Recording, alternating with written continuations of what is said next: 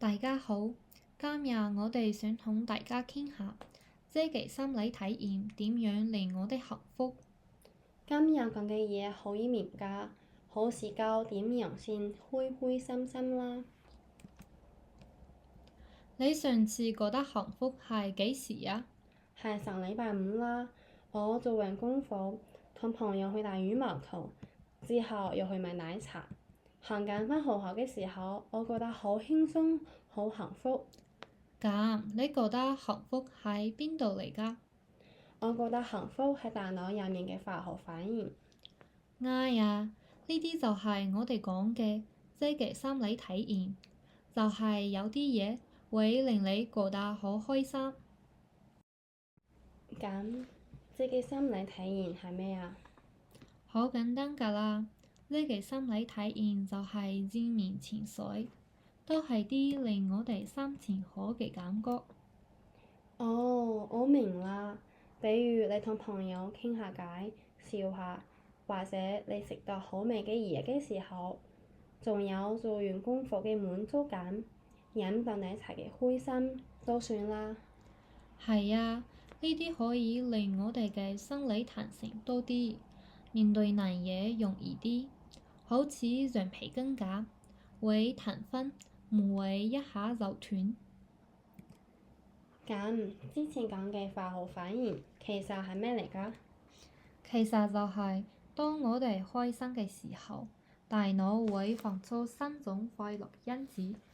第一個係多巴胺，喺做好嘢嘅時候會出現；第二個係血清素，喺心情好平時會出現；第三個係催產素，喺同人有互動、覺得安心時會出現。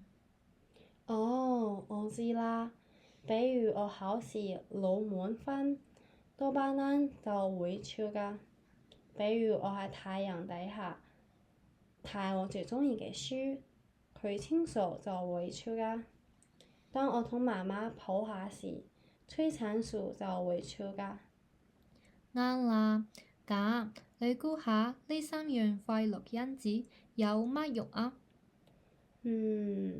多巴胺會令我哋有動力同快樂，血清素令我哋有滿足感，催產素令我哋有安心感。係啊，佢哋都同幸福有關。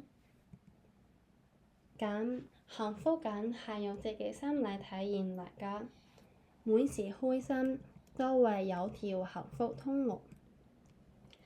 係啊，幸福係一種好耐嘅感覺，唔係一下嘅開心。好似你日日都飲到自己最鍾意嘅朱古力㗎。我哋個腦用多啲幸福通路，我哋就更容易覺得幸福。就係我哋有多啲正面情緒，大腦去出多啲快樂因子，幸福感就會更穩定。係啊，講得好啱。幸福感可以練習㗎。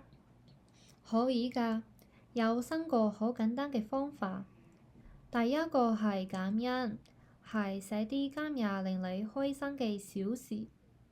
第二個係正念，係專心做緊自己嘅嘢。第三個係利他行為，係幫下人，比如你幫手洗碗啦。原來咁簡單嘅習慣都可以令大腦開心啲。仲有冇更簡單嘅方法啊？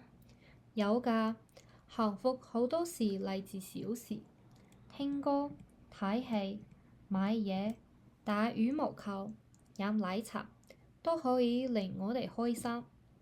所以幸福唔係等返嚟，係我哋自己做出嚟嘅。啱呀，只要用心去感受，每日都可以好幸福。多謝大家。